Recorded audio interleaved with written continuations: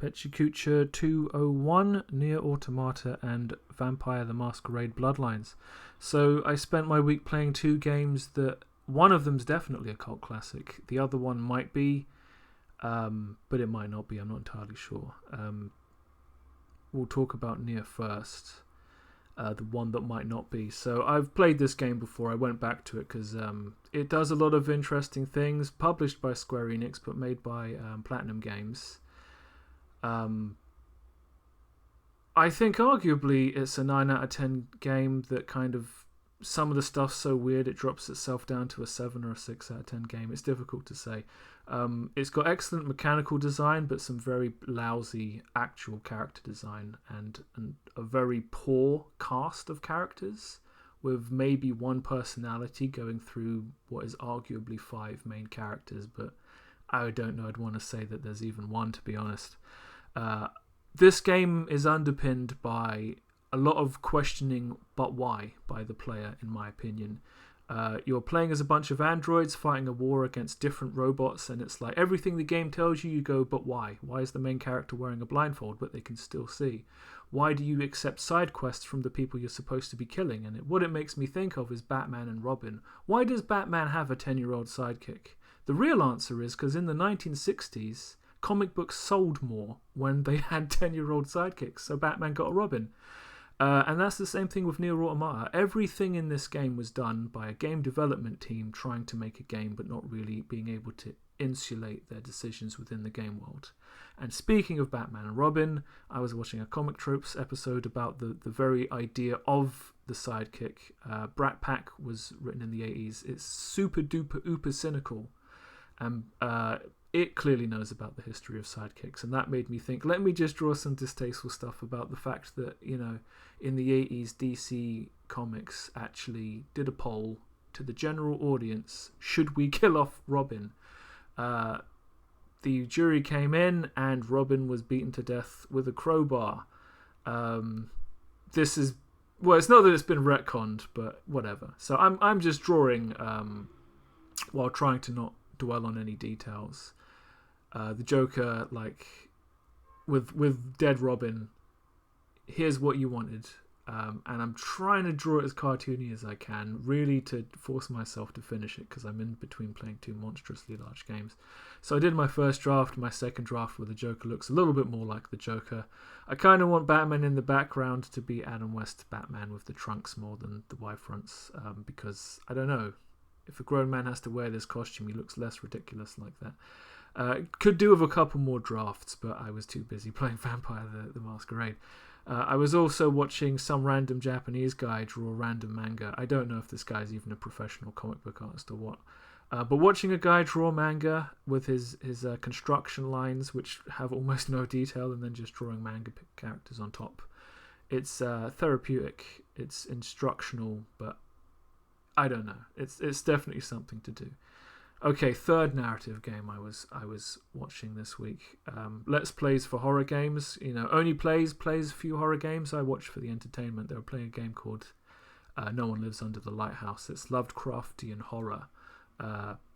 You're on a lighthouse, and then there's a monster on the same island with the lighthouse. I watched a silent Let's Play, where the guy claimed there was only one ending.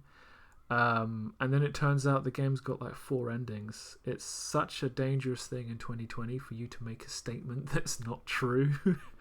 I don't know if they patched more endings in or whatever, but effectively you play as the guy who's trying to avoid being eaten by the monster, and then you play as the monster, and then it turns out actually the island is the actual monster in true Lovecraftian themed way.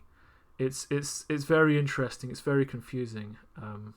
Something far easier to take on board is the Best Steamed Hams video ever made, which is a direct reference to Take On Me, the 80s pop song with like I wouldn't call it an animated video, but it's like hand-drawn animation, and someone did this with Seymour Skinner. It's great. So Vampire the Masquerade Bloodlines is a game from 2004 that I bought on Steam that didn't work on Steam, but it's a cult classic. It was brought to my attention a couple of years ago. Always wanted to play it, but wasn't quite sure how I was going to manage to do that. pretty much everything good I heard about it is true. It has some phenomenally good dialogue.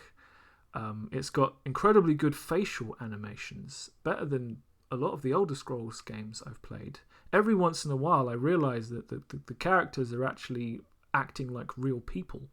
It's disturbing, but it doesn't happen very often.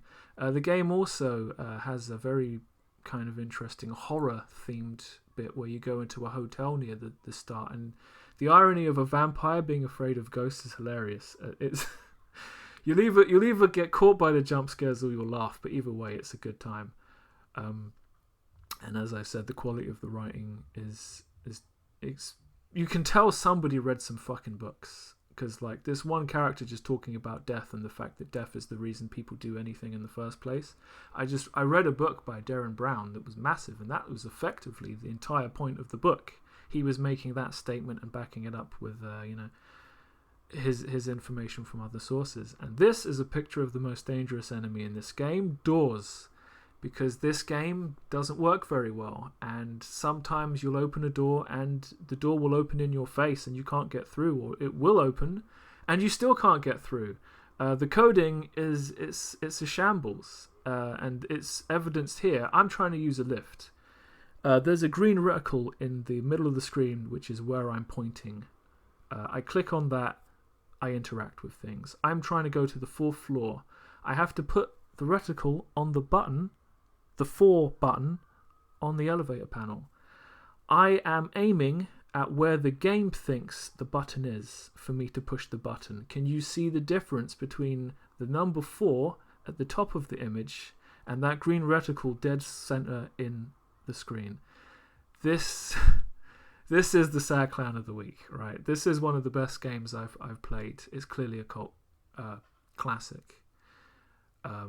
It's one of the best games I've played that I didn't know anything about until I did, I should say. But to play it is a chore, but it is worth the trouble. I'm not sure Nier Automata is. There's a lot of excellent things in that game, a lot of very interesting narrative, art direction, and gameplay elements that work, and then a lot that don't. But that brings us to the end of Pecha Kucha 201. If you have the opportunity to find any of these things on the cheap, while we're all stuck indoors mostly, knock yourself out.